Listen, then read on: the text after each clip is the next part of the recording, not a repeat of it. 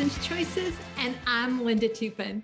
If you're new, welcome. I'm so excited to have you as part of our journey. And if you've been part of our journey since December 2nd, welcome back. You're a veteran and you know the drill, and I appreciate you. It is because of people like you that our podcast has been so well received, and I thank you so very, very much. Well, today I have a number of favors to ask of you. So you might even need notes because there's so many things I'm going to want from you in the comments section. When you comment, you see, I get to know you better, and everybody else who's watching gets to know you as well. And so we're developing this wonderful community, but I'm needing some information from you today. So first thing I'd like for you to consider answering, is this your first episode? This is episode number 12. So we've been doing this since December 2nd. If this is your first episode, would you let me know that? If it is not your first episode, would you let me know which one has been your favorite and why? All right. So that just kind of helps me in planning. And the other thing I want you to comment is if you've got some ideas of things that you would like for me to cover. If you remember, back in January, we talked about mental health. In December, we talked about mental health. In January, we talked about physical health. And now in February and March, we're diving into what does it really take to run a successful business from home? And so as we move into spring and summer, I've got a number of things that I'm moving around in my head. As I tell you, I'm just making this stuff up as I go along, you guys. But I value your feedback. I truly, truly do. So if you've got some ideas or even some guest speakers that you would like for me to have on the show, please let me know. So again, is it your first episode? Which one was your favorite? And what are some topics you would like for me to cover in the future? And then I have a different kind of question.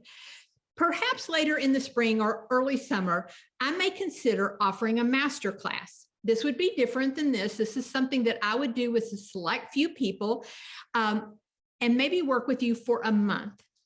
And that would be a fee-based business. Anyway, what would be something you would like me to work with you on?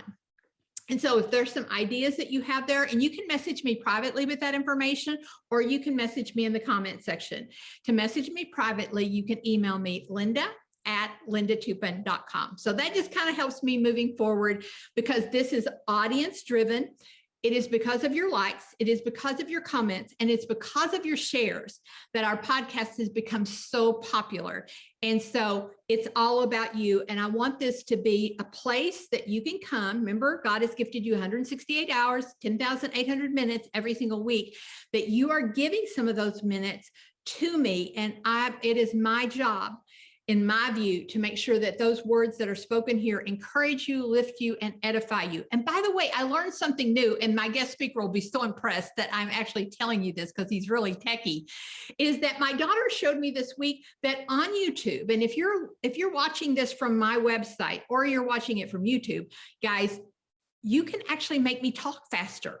Now, some of you listening know about the app Voxer, and you know that we use Voxer a lot, and you can make people talk really, really fast to speed up their message. I didn't know that. And my daughter actually was showing people this week, this is how you can make my mom talk faster. And I could talk to her like this. And then you wouldn't have to take, 45 minutes to listen to something. You could listen to it in half the speed. So there you go. You can say you learned something new this week. Well, speaking of time and choices, you made 35,000 choices by the time you go to bed tonight. And one of those choices was to click play. And what happens is all those choices that you make every single day, no matter how insignificant they may feel, they're actually building up and accumulating over time. And at the end of your life is a direct result of those choices. And speaking of my daughter, she gave me an idea this week for my store, lindatoupin.com. It's also lindatoupin.pink. I don't know if you figured that out yet or not, but they both go to the same place. But over there is a store called Stuff I Didn't Know I Needed Store, and it's got my mantra.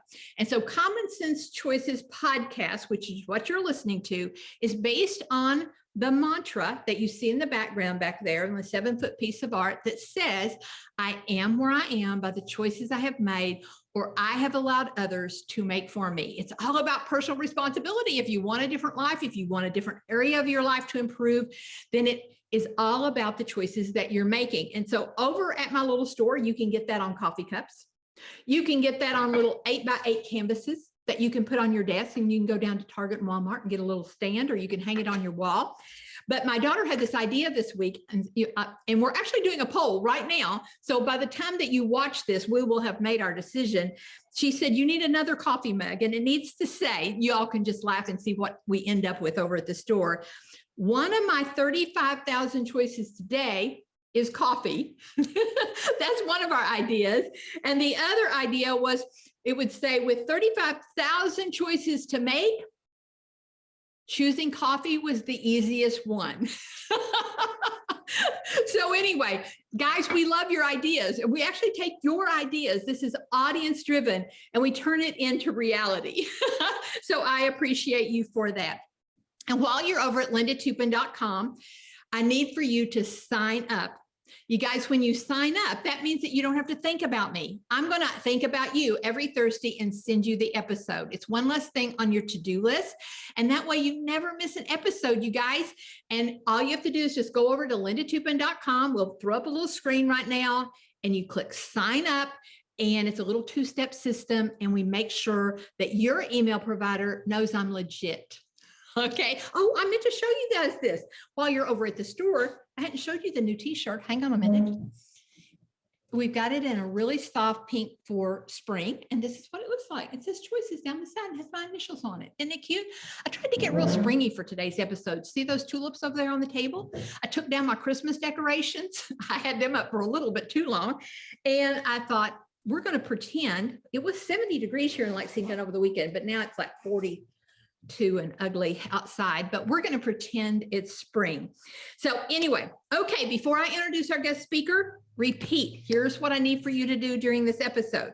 Comment if this is your first episode. If it's not your first episode, which one was your favorite and why? And what are some ideas and people you would like to see on my show? And what are some ideas of topics you would like for me to cover? And if I did a masterclass and I was going to work with you for a solid month, what would you like for me to work with you on? So that's your homework. But I'm so excited about our guest speaker today. I'll tell you how I know him in just a second, but he was born to a dairy farmer.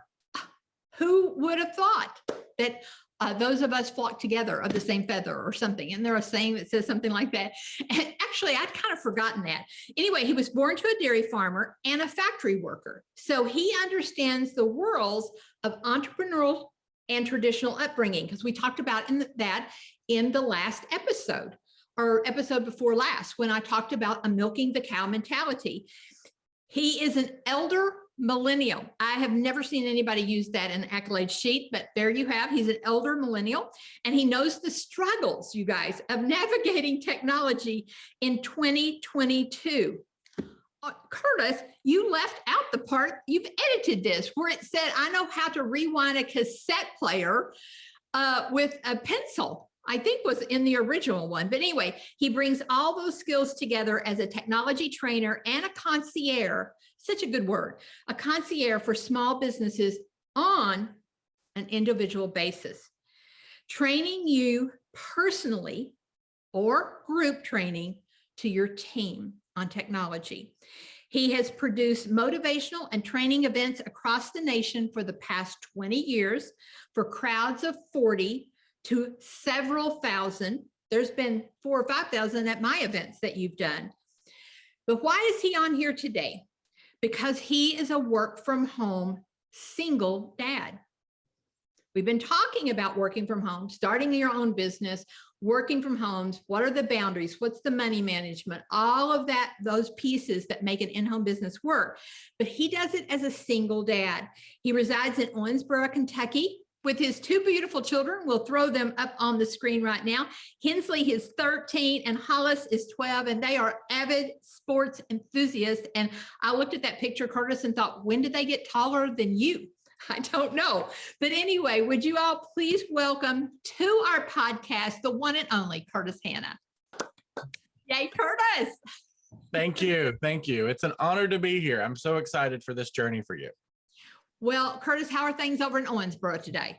They are good. We are, that Kentucky weather kind of hit us this weekend. We got all excited with that fake spring for, 3 or 4 days. But it's nice and cool in Owensboro today. Well, I understand you stole Pam Shaw's coffee mug because I couldn't get you yours soon enough. Because if you're a guest speaker, you always get a coffee mug, and you live reasonably close to Pam Shaw. And you went to her house and picked hers up.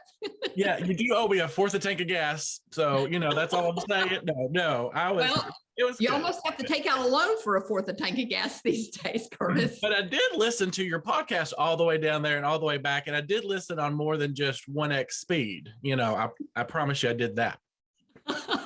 Well, you would know how to do that. I do want to tell people, and maybe you can even remember what year it was. Curtis, I knew Curtis because he was part of the organization that I was involved with for over 40 years. And we were having a program one day, and the gal who ran my music couldn't be there, or she had to leave, and I needed someone to hit play on a jam box. I'm sure it was a jam box. Is all it was. I don't even think we had speakers. I don't even remember. But anyway, I said, who in the audience is comfortable doing all this stuff? And your hand went up. And was it 20 years ago? It was probably 2003, 2002 is what I'm thinking. That was the time frame. Yeah. So 20 years ago. And who could have ever imagined that one simple choice, that was a choice, raise my hand, I can press that button. Yep. Would turn into your own business. And what I didn't say in these accolade sheets was I have sang your praises forever and ever. And you're the only human I know that can talk tech and not make you feel like a fool. And number two, is patient and kind and uses normal language, and you actually feel empowered when you leave your presence. You have such a kind, gentle spirit that it's like you're almost like an anomaly. I mean, it's like you're weird. Like most techie people, they say 2 words and then they're over your head, and then you feel stupid and you don't even want to ask any more questions. But you are such a pro, but that's how it started. So did you ever imagine growing up, Curtis, that you would own your own in-home business? It's really funny that you say that, because I've really been thinking about that as you've been having this series and asked me to come on during this series. And I remember when I got my computer when I was in 7th or 8th grade, probably in between those years, and I got a printer, and I got Print Shop Deluxe. Like, do y'all remember that program where you could print out banners and there's 4 graphics you could use? Well, I got real smart and realized that not everybody else had that and had a printer. So I started selling things. I'd sell hard address labels, and I'd sell this, that, and the other.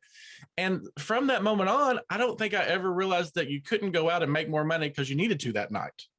So I don't know. I don't know what it's like to wait on a check, because that would drive me crazy. So yeah, I didn't realize it would be what I would do full time all the time now.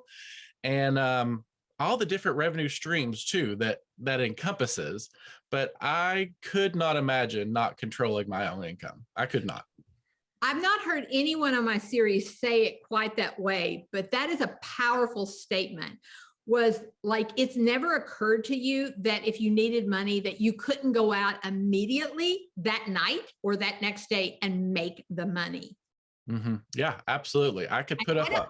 I don't honestly think that there's anything that better encompasses the reason a person wants to own their own business than that one statement. That's a powerful statement, because it does give you all the control financially to your life.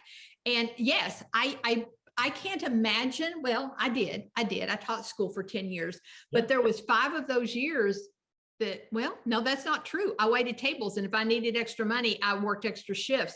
So I don't know that there's ever been a time where I depended on a paycheck. I would feel like I was in prison if I did that. That's so interesting, Curtis. Yeah. I mean, I can remember Dad even, selling extra hay or moving a couple cows, or if a bill came up, we did something different to make that happen. It wasn't, we were waiting around. So I guess I grew up with that mentality and just took it in my own direction, because God loved my father and God loved farmers, because I ain't one. Yeah, but you haven't milked the cow mentality because you're not well today. Because I even gave you an out a few minutes ago. I texted you, said, well, if you don't really feel like it, we can reschedule this. And your response was milk the cows. Yep. It's got to be done. Got to be done. Ibuprofen works wonders. So that's what you told me. All right. So first of all, tell us about your business. Okay. What is it? Well, maybe tell us how it evolved. And then we want to know about your family. So just tell us your story. What's your story, Curtis? Yeah, sure. Well, my story would be, that's a great open-ended question there for business and personal. So I guess it really did evolve from when I was before I had a computer at home, my sister had a typewriter. And she was, the smartest person that I ever known. She's a biochemist now, and she's, going to figure out a cure to cancer. Her sister has a doctorate, or her daughter went on to get her doctorate degree in the same field. But anyway, she had a typewriter. So when she was using her typewriter, I used the typewriter, and then I learned where your fingers go on the keys. So then as a sixth grader in Kentucky, portfolios came out, probably 1994, 95-ish. Well, I got pulled into the portfolio room to help kids literally find the keys on the keyboard. That was my job. That was how technology started in my life. Moved from a typewriter to a computer. And I can remember there were 3 computers and 1 printer, and there was 1 printer cable. And so we had to figure out a way to get everybody to be able to print. Well, the teacher came in and unplugged the cable from computer A and plugged it in computer C. And I went, you just figure it out. There wasn't any magic to it. You just figured out what worked for you. So that's just taken me right straight through to where I am today. But, it's morphed and moved and turned into all different types of things. But I just love running events, which I've done for you and others over across the nation for years. Now, most of those events moved online, and that's just really fun for someone to be able to not have to worry about who's on Zoom and who's highlighted and who's muted and this, that, and the other, and what screen sharing is where. So I've done a lot of that. And then I've really moved into technology training and concierging, which is simply, you've got something that's bugging you about your phone, about your laptop, about probably the automated intelligence in your house that just doesn't work right. And you know that when I go here, or if I go there, if I ask this question, it should happen right. So just slow as can be, and just as patient as I am, we can get through any question that you've got. So it's just a process of helping you with that technology. And sometimes I had a client the other day say to me, do I ever need to know this? And I said, no. She said, well, then you're meeting with my secretary the whole time. And I met with her secretary the whole time, trained her. We took great notes. We had a great composition. So it's really that technology piece that I help with. Well, and you're masterful at it. And everybody I know has a Curtis to-do list on their desk. And I think our instructions are, when we get to either 6 or 10 things, it's those little buggy things that it's like, why doesn't this do this? In fact, I just thought that today. I've got to ask Curtis, why this stupid thing keeps coming up on my computer? And how do I find where to get rid of it? Because it annoys the crap out of me. And that's what you do best. And that's that concierge service that you were talking about. I had to laugh though, when you were talking about your beginning with the computer. I had a flashback of I was already a teacher. I started teaching in 70. When did I start teaching? 76. And in 80, probably 4 or something, when did computers come out, Curtis? In the early 80s? Well, computers were out really early. I think Windows 95 kind of changed the game for everybody. So that's really a marker I use. Before that, it was like Windows 3.1 and lots of floppy disks. But Windows 95 came out, and really CD-ROMs, and that kind of made it, the price dropped tremendously at that point too, made it available for everybody. Well, the reason I remember it is because I was used to a typewriter, and I remember where I was sitting. I think I was in like a master's class or something, and we were having to learn to use computers. And I remember typing and kept going. I kept wanting that thing to go to the next line. Why won't it go to the next line? But I do remember a self-actualized moment when I got into a computer for the very first time in my life. I found what I was looking for, and I got out safely. I mean, it was a self-actualized moment of my life, because I remember it. So that is your business. Yeah. And before we get into the kids and the house and the in-home mechanics of it all, how can people reach you and give us any details there with all of it? Yeah, absolutely. Well, the easiest way for you to reach me is to go to www.curtispink, Pink. So that is my website. On there, you'll find, my information, but you'll find a spot where you can actually book time with me. And don't tell anybody, but 10 minutes is free. Like, I'm not going to charge you for 10 minutes. And that's how much time it takes to fix most stuff. And you just book that time with me. We get together one-on-one on Zoom. I can see your phone. I can see your screen. I can, literally help you one-on-one basis with that. Well, and of course you would have it on your website where people could automatically book without talking to a human, because that's what you are so good at. And I'm sure we're going to learn more about how technology helps you with the kids. And I know that's what people are excited about listening to here. But I have another funny story. I haven't even thought about these stories in years. This is way back in probably the late 1990s. Okay. So what's happening in the late 1990s is I have a separate office building from my home. Yes. And I've been there. Yeah. Yes. And so my son was maybe 13, but he was a geek. So he had been on computers like you since he was 2 or 3 years old. Well, my secretary was in that building one night. Now, it was kind of a creepy old building. It was an old Army ammunition plant. There was nobody in there much but us. And it was a little creepy at night. And she was up there working. Well, he had figured out, like you just said a minute ago, you can come into my phone. You can come into my computer. Well, he knew he could come into her computer from our house. And he did. And he began typing her messages. I do not think that Kelly Cartwright has forgiven him to this day, scared the cootie out of him. Kelly doesn't need to forgive him. That is so wrong. That is so wrong. Oh, that's wrong.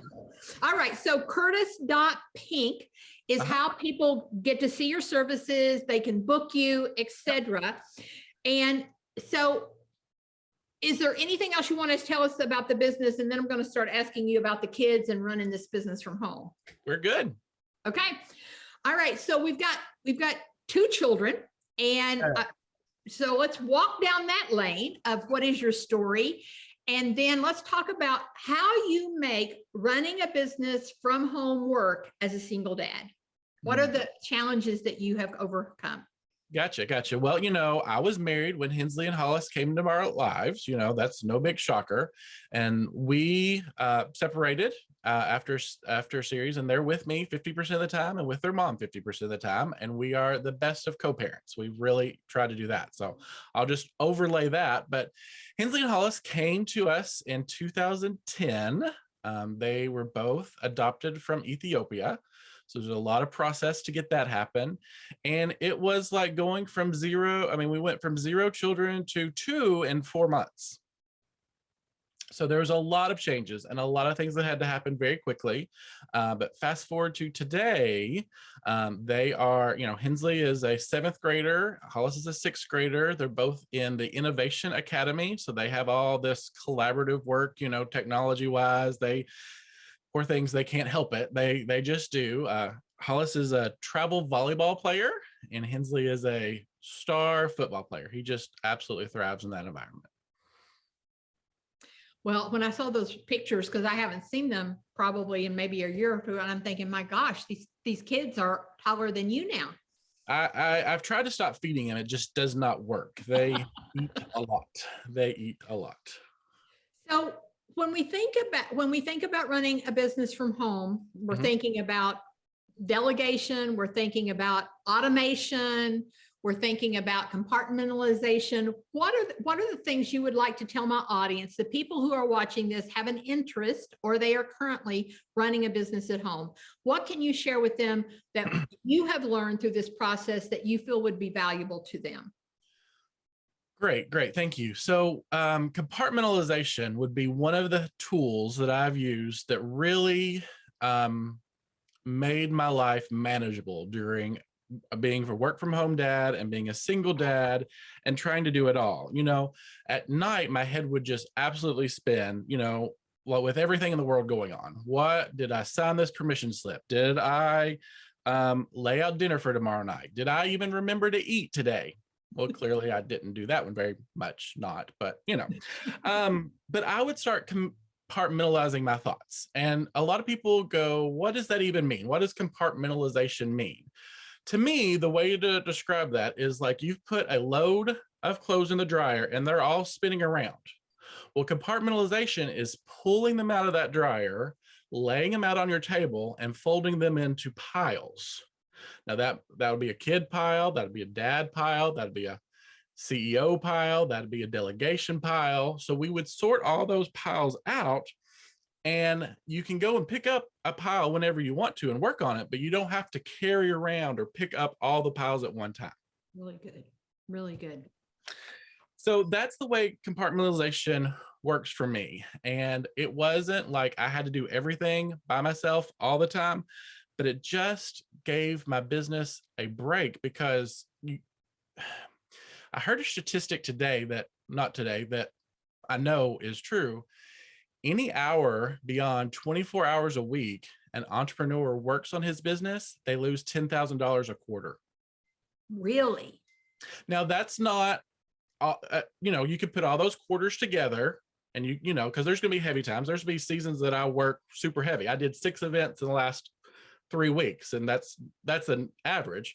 But after that amount of time for an entrepreneur, your creativity goes down, your energy level goes down, your delegation should be really high at that point. And I'll hit that in just a second. But any hour above 24 a week, you lose $10,000 a quarter. Wow. That is so interesting, but it makes so much sense because you are the creative department of your own business. Absolutely. Absolutely. Yeah, absolutely. Well, I love the whole folding laundry because everyone can relate to that. There is a kid pile, there is a dad pile, there is a CEO pile, and there is a delegation pile. I mean, there's all kinds of piles. Like I know that you're heavily involved in your church. That's a pile. Okay? Yeah, absolutely. Yeah, absolutely. And those piles all need attention, but you've got to separate them out. You've got to lay them out. You've got to make them into lists or schemes or things or whatever your system is for that. For me, there's notes in my folder of everything in my life to do. There's checklists. There's all that kinds of stuff in my folder. And I'll talk about that when I get to delegation. But that just really helped me compartmentalize that, because at some point there's a crying kid on you in the middle of a Zoom call, or a dog that needs to go out during the middle of me doing a podcast. I'm like, dude, the door is open. Go on. Yeah. But that compartmentalization gives you some freedom to say, that pile is urgent. It's on fire. But tomorrow at 2 p.m., when both kids are at school, I can give that 100% of attention. And that 5-minute task will only take 5 minutes. But if you've got 2 kids hanging off each hip, it's going to take 4 times the amount of time. Well, and the stress level is going to go through the chart. And we all know that stress is the root cause of almost every illness in our country.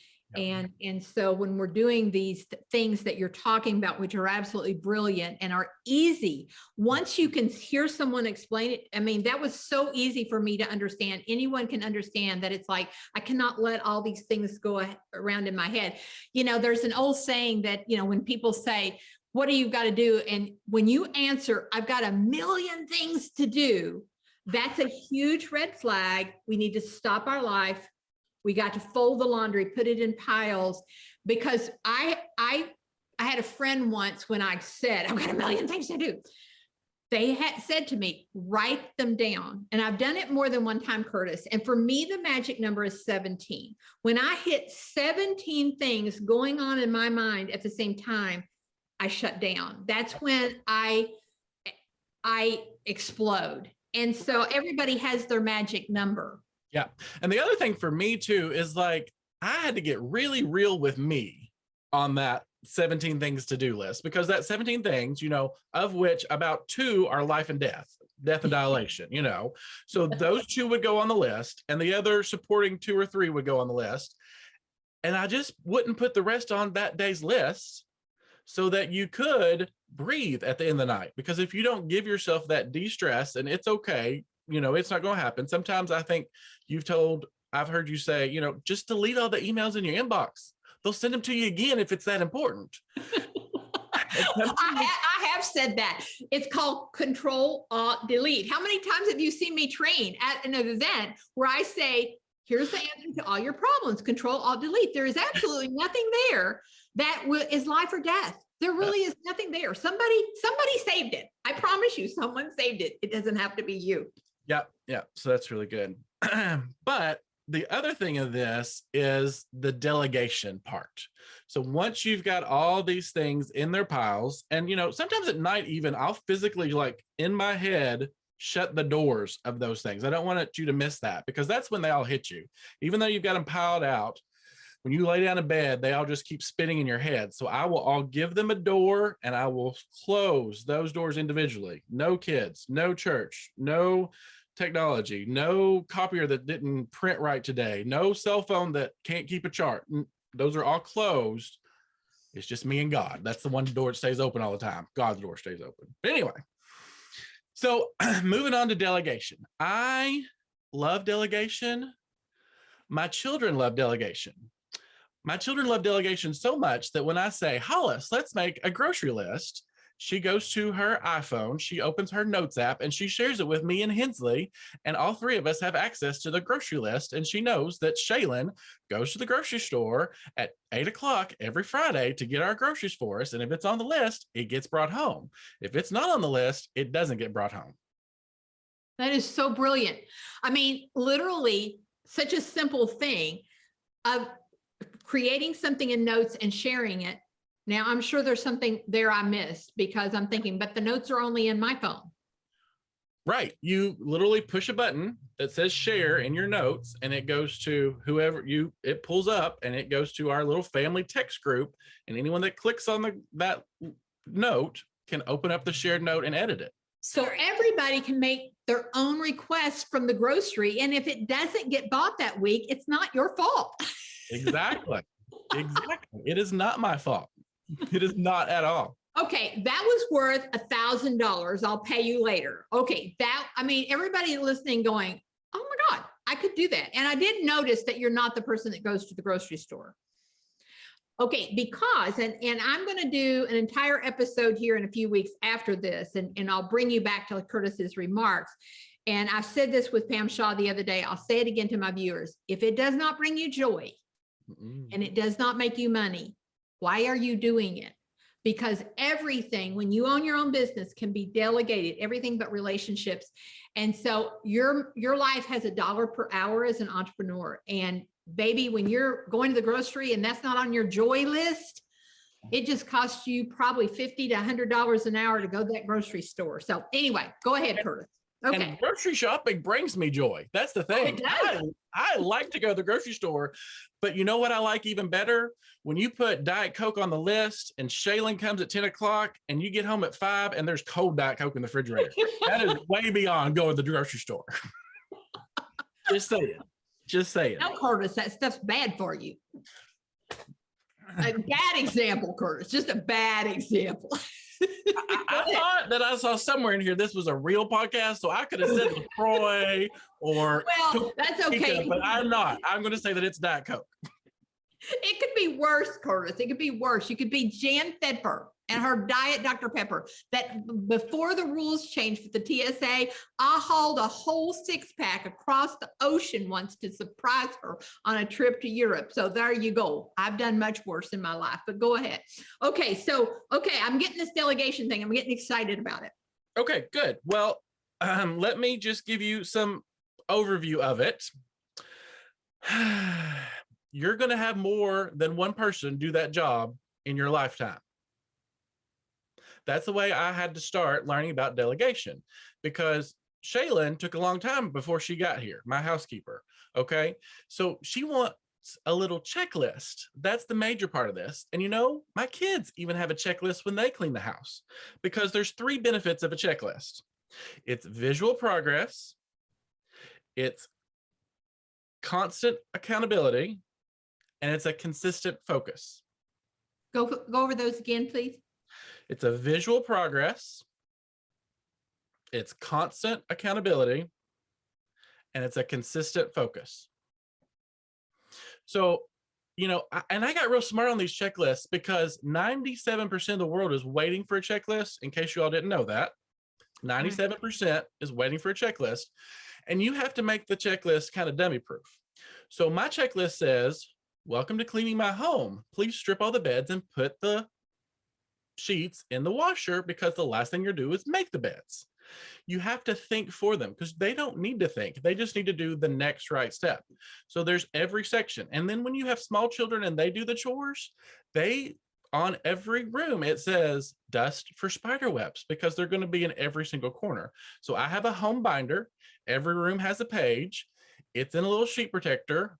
3 and 4-year-olds can get that out and do what they can do. I mean, it's changed consistently that we've gone through this, but we've always had a home binder that a housekeeper, a kid, or whatever can go to and get to do. Okay, I have a suggestion for you, Curtis. For a fee, people could buy your checklist. That is my suggestion to you right now as your money manager. That is worth a fortune to people. Make it in edible form, not that kind that you can eat, but the kind that you can edit. I mean, seriously, Curtis, for a fee, that should be on your website just for the record. And you guys, one of the things I think you might be missing, you might be thinking, oh, well, that's for rich people. Rich people do that. You guys, Linda Toupin had a housekeeper when she lived in 450 square feet home on the river without insulation. You opened the door of my bathroom and it was a summer cottage. There was dirt. Possums and raccoons would come in my house. I had a housekeeper because I understood dollar per hour as an entrepreneur. Curtis, am I getting an amen from you on that? Well, I was going to say, I think I live in about 600 square feet right now in my 1-bedroom with a bonus room that the kids kind of stay in studio. And Shaylin comes twice a week, because it is the most luxurious thing I do for myself every single week. To me, it's not in my budget as housekeep. It's self-care. I mean, it has its own category. It's the most luxurious thing I can do for myself every single time. Now, I want to talk to you about laundry for just a half second, because I could sing someone's praises, but someone told me, and I didn't know this, that if you go to the laundromat with your hangers, and if you like it to smell a certain way, your smelly good stuff, and your dirty laundry, that for $1 a pound, they will wash your laundry. So all of you are thinking like, I don't even know where to start. I just eat laundry all day long. For $1 a pound, they will do your laundry. And I call them the folding queens because I've never had my towels folded so luxurious that I do. But Shaylin comes and takes my laundry to the laundromat every week, and I just pick it up. That's how it works in the Hannah household.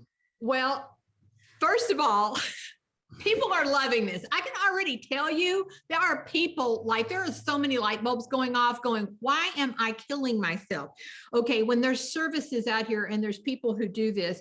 And first of all, I want to say on the clean house thing, like talk about self-care and ultimate luxury. Walking into a house that smells of Febreze and Pledge is the ultimate luxury in my life. It really is. And clean laundry is like the ultimate of self-care. And the fact that you did not have to do it is even better. And it makes me crazy, honestly, Curtis, when people say, how do you find these people? I'm like, okay, so let's talk about how you find these people.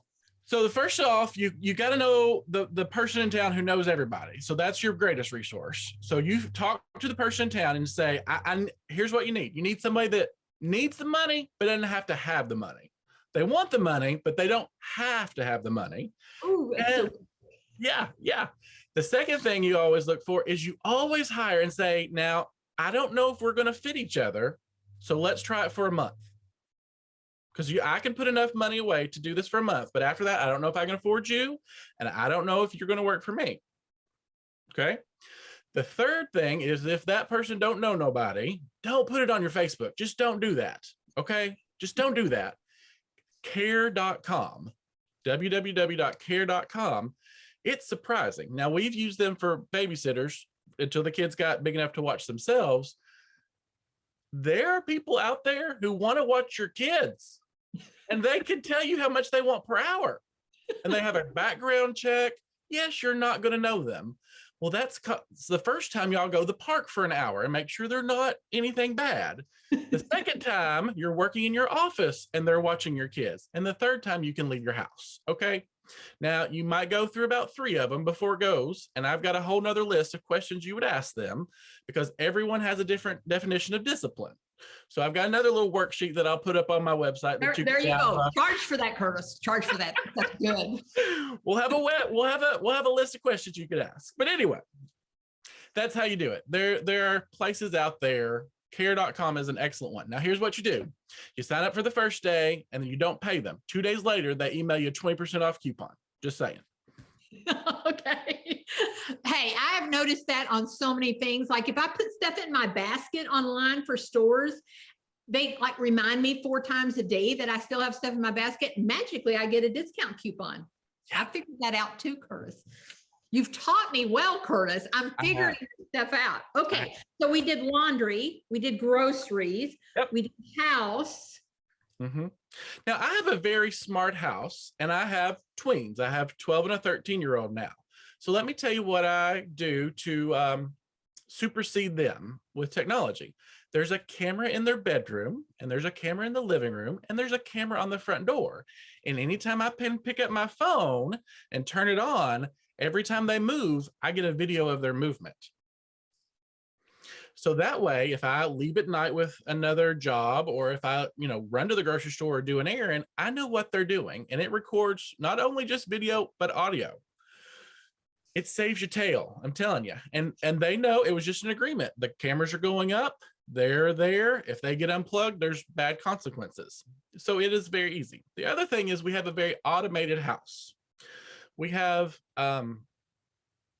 automated intelligence little things everywhere. If I had said their name, they would go off, but they turn on and off the lights. They turn on my fan in my bedroom at 9 p.m. and they turn it off at 7 a.m. They turn on the coffee maker in the morning. They turn on the lights in the house. They turn on and off the TV. And the fun part is you can put parental limits on all those. So the Xbox is on one. So the Xbox can't come on past 10 p.m. and doesn't come on before 7 a.m. There's some limits on those smart devices because, we want some, stuff on that. Yeah. The third part of those artificial intelligence, her name's Alexa, in case you aren't getting this, but I think everybody's just went off in their house, just saying. But she also helps with homework and those stupid tween questions. Like, how do you spell compartmentalization? But they can also do math homework. It's quite impressive. Hensley and I did about 2 hours worth of math homework in about an hour last night or the other night because we just asked her for the answers. And you know what? I'm okay with that because it's 2022. And for the rest of their life, they're going to have Alexas and Siris all around them. There's no reason that we can not use the technology we have with us. Now, that's interesting. That is so interesting. Because I tell them, you've made a reasoning decision. You've reasoned that I'm going to have this. So why don't I use that? That's what led you to there. That's the teaching part of it. That's what I want you to learn, that he wanted the reward party. So to get the reward party, he can use this tool to get there. That's the reasoning concept that I wanted him to learn, and he has learned. He doesn't have to actually know what -31 times -1 squared minus 17 plus equals. Well, I really can't imagine very many people that actually need that information ever in their life unless they're going into that field, and then they'll be forced to learn it when they get into the field. Yeah. Right. So, okay. What else would you like to share on this? I mean, I can see you coming back. Curtis, you and I could talk for hours and hours and hours. What else would you like to share there regarding the whole delegation for the house? Because we've covered some big topics here. Well, I just missed a couple things on my notes. So I know what I know. Like, I know that I haven't mowed a yard since the 8th grade. I know that I went through 3 cars before you have to change oil in cars. I didn't know that. Okay. I know that I can't braid hair, much less black hair. And I know that I don't know one thing about sports. Hollis went to her volleyball game. And I have a friend that does volleyball. And I said, what do I say? I said, first of all, have you ever seen a volleyball schedule, Linda, for a tournament? No. You need a math degree to read these things. And there are people, comment right now if you have seen a volleyball schedule and you need a math degree. It is like 17 different facilities, 14 different fields. I don't get it. But I said, so what do I say? She said, all you have to figure out how to get to the first game, and then someone will tell you how to get to the rest. I can do that. And then she said, all you have to say is, I love watching you play. And that's all I said all weekend. And that's all I'll ever say to my children now, because that's the truth. I love watching you play, because I don't know the difference between the pointy ball that goes through the fork and the round ball that goes through the hoop. I don't want to know the difference. But I know the difference between a MacBook, a MacBook Air, a MacBook Pro, an iPhone 4, an iPhone 7, and an iPhone 14. I know those differences because I know where my strengths are, and I know that you can buy where your strengths aren't. Wow. That right there is worth $1 million to people, because so many people, when they're thinking about running their in-home business, they're thinking about all these things that they're not good at, like even doing this podcast. Like if it wasn't for the wonderful people behind the scene right now that's making this happen, like I would have just been stressed off the chart, because I would be trying to do something outside my skill set. And so I just need to work inside my skill set and get other people around me. And I know I'm going to say this a million times to my listeners, guys, but in order to make an in-home business work, you absolutely have to delegate what you're not good at, or otherwise this is not going to work. Yeah, the perfect example of this is I had 100 business cards scanned in on the computer, and I wanted them typed into a spreadsheet, to use like lead generation.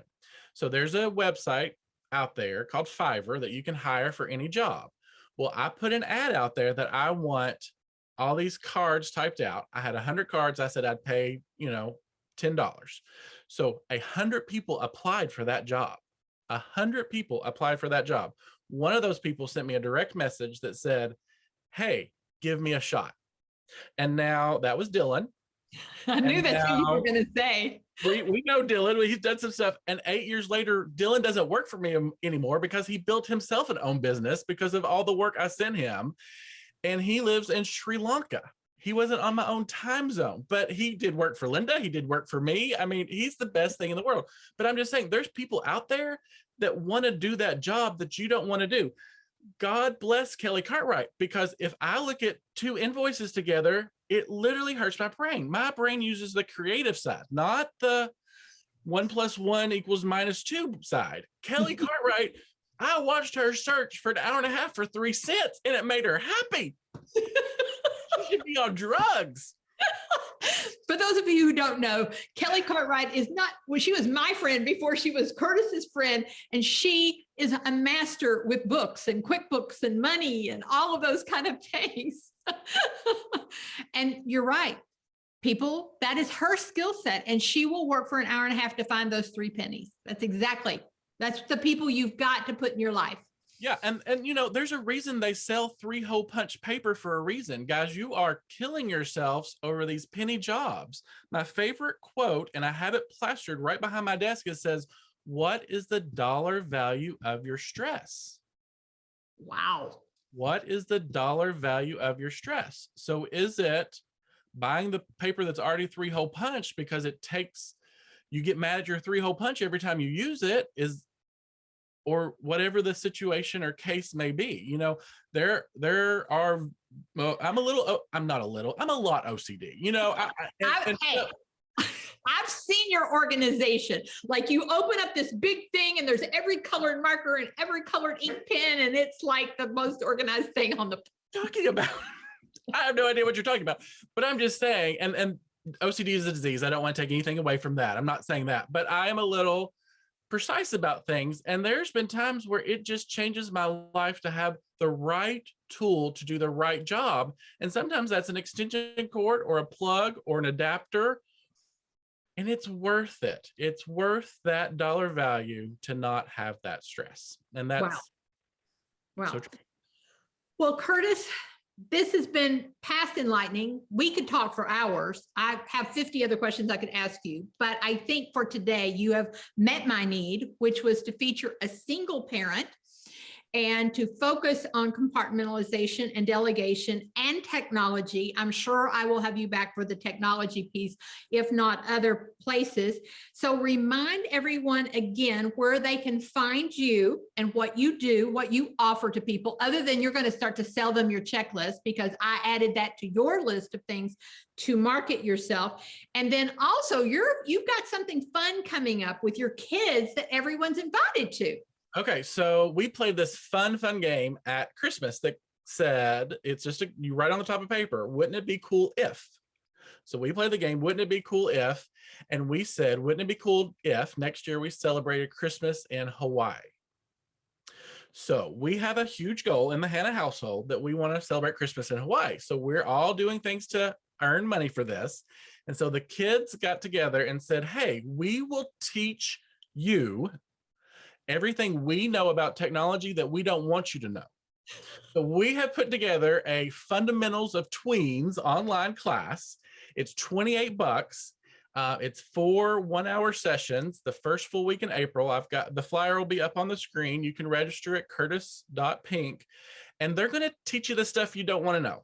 Hollis is a TikTok pro. Hensley is an Xbox fanatic. They're going to teach you and explain to us all the things. Now, Meredith is going to come by with the social mental health aspect of it, and I'm going to come back behind with the technology aspect of it.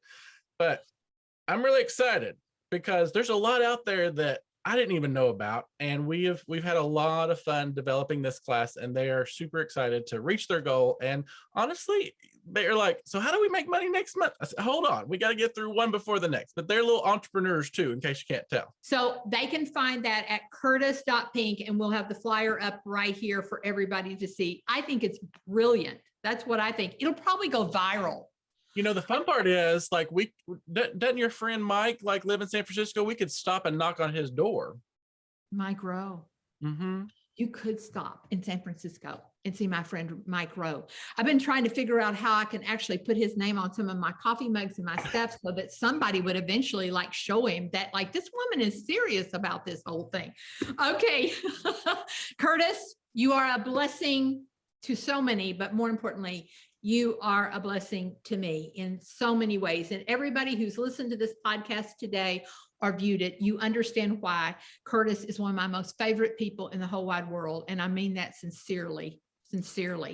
And for my viewers today, I want to remind you of your homework, which was to tell me what's your favorite episode other than this one.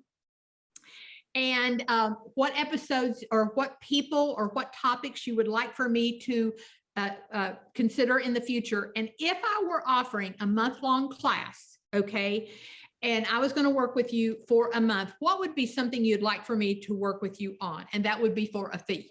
Okay. All righty. I think we're wrapping it up. Curtis, anything else you want to share with the audience? It's been a pleasure to be with you. I can't wait to listen to and look at all your comments and respond back to those. So I am going to be right there in that comment section with you. All right. Thank you, Curtis. You guys, thank you. You're a blessing. Thank you for choosing Common Sense Choices podcast. Be sure to like, share, and comment. That is how we share the good news with others. And remember, if you want to change your life, simply start changing your choices. Goodbye, everybody.